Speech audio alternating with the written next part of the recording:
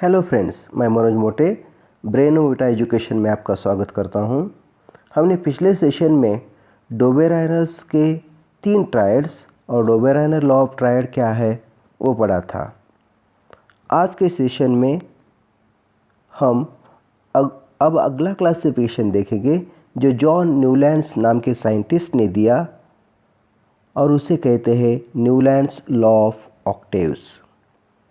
John Newlands put forward his law of octaves in 1864, in which he arranged all the elements known at the time into a table in order of relative atomic mass. इन्होंने 1864 में ये law explain किया था और उस time only 56 element ही discover हुए थे। इन्होंने कोशिश की कितने एलिमेंट्स को इस तरह से ग्रुप में डिवाइड किया जा सके ताकि हम उसको आसानी से पढ़ सके। चलो तो देखते हैं इन्होंने क्या किया था।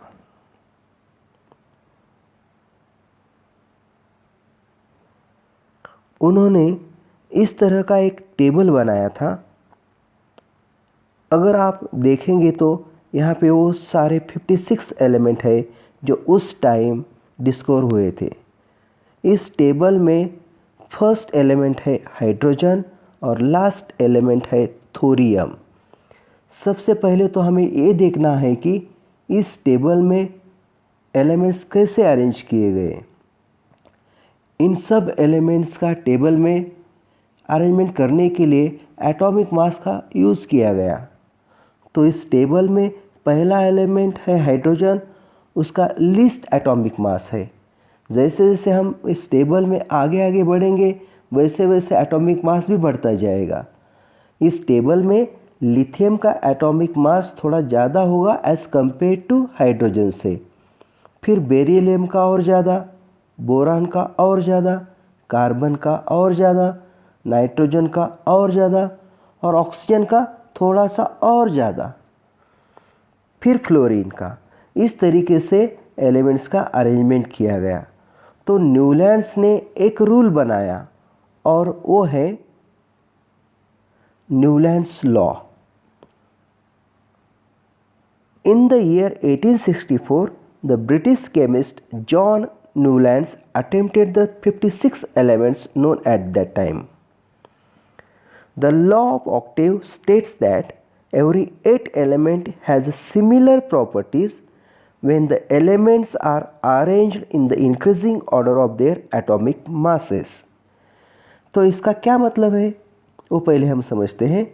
जैसे कि इस टेबल में हाइड्रोजन फर्स्ट एलिमेंट है, उसके बाद lithium second, beryllium third, boron fourth, carbon fifth, nitrogen sixth, oxygen seventh और बाद में फ्लोरीन एट।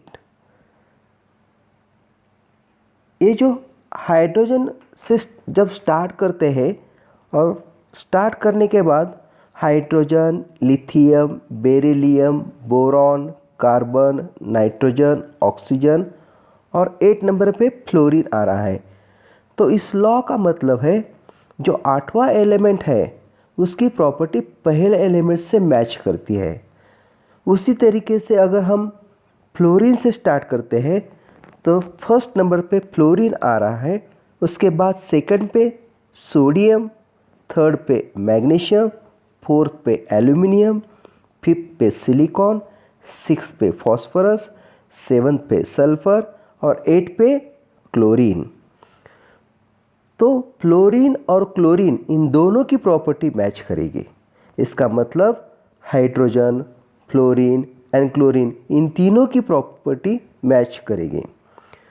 उसी तरह से आप एनालाइज करते जाओगे तो आप देखोगे lithium, sodium, potassium, beryllium, magnesium, calcium, इन सब की प्रॉपर्टी मैच करनी चाहिए इस रूल के हिसाब से। तो ये रूल दिया था न्यूलैंड ने और इसी को बोलते हैं law of octaves.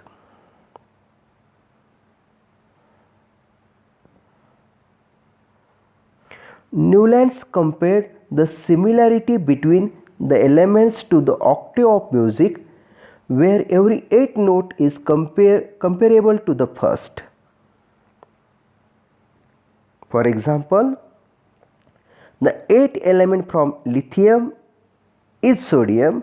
Similarly, 8th element from sodium is potassium.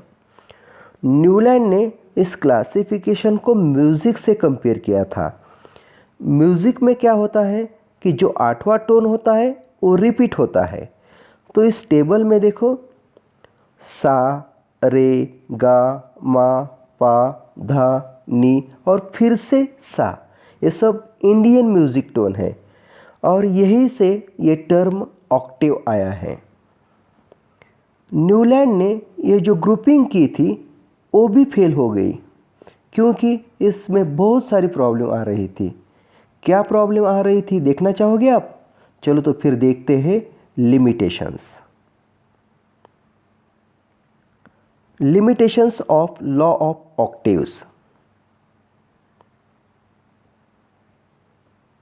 The law of octaves has the following limitations. First limitation, the law of octaves was found to be applicable only up to calcium. After calcium, the first and the 8th element did not have similar properties. Second limitation, it was not applicable to elements of higher atomic mass. And third limitation, Newlands placed 2 elements in the same slot to fit elements in the table. यहाँ पे जो first limitation है, the law of octaves was found to be applicable only up to calcium. After calcium the first and the 8th element did not have similar properties. इसका क्या मतलब है? Newland का rule calcium तक ही सही पाया गया. कैल्शियम के बाद जो एलिमेंट थे वो सब इस रूल को फॉलो नहीं कर रहे थे, लेकिन कैल्शियम के पहले वाले एलिमेंट्स इस रूल को फॉलो कर रहे थे. सेकेंड लिमिटेशन जो है, it was not applicable to elements of higher atomic masses. उसका मतलब है उस टाइम तक जो 56 एलिमेंट्स के बारे में ही पता था, लेकिन हर साल उस टाइम एक एक नया एलिमेंट्स डिस्कवर हो रहा था. उनके बारे में न्यूलैंड्स टेबल में कहीं पे भी जगह नहीं रखी थी. और थर्ड लिमिटेशन है, Newland place 2 elements in the same slot to fit elements in the table. इसका मतलब है इस टेबल को अगर हम अच्छी तरह से देखते हैं तो हमें ऐसा दिखाई दे रहा है कि कुछ जगह एक ही बॉक्स में 2-2 एलिमेंट्स आ रहे हैं. ऐसा क्यों? तो उसकी वजह यह है कि अगर न्यूलैंड ने इस निकेल को अगले बॉक्स में रखा होता तो ये कॉपर और जिंक, ये सब एलिमेंट्स, कॉपर, जिंक, ये सब आगे के एलिमेंट्स एक एक बॉक्स आगे जाते. इसकी वजह से ब्रोमीन भी आगे चला जाता. तो इसका मतलब है ब्रोमीन की प्रॉपर्टी लिथियम, सोडियम, पोटेशियम इन एलिमेंट्स से मैच होनी चाहिए, जो कि नहीं हो रही थी. तो न्यूलैंड ने सोचा ब्रोमीन को यहीं पे रखना सही था, क्योंकि उसकी प्रॉपर्टी हाइड्रोजन, फ्लोरीन, क्लोरीन इन सब एलिमेंट्स से मैच कर रही थी. इस तरह की प्रॉब्लम कई जगह पे आ रही थी.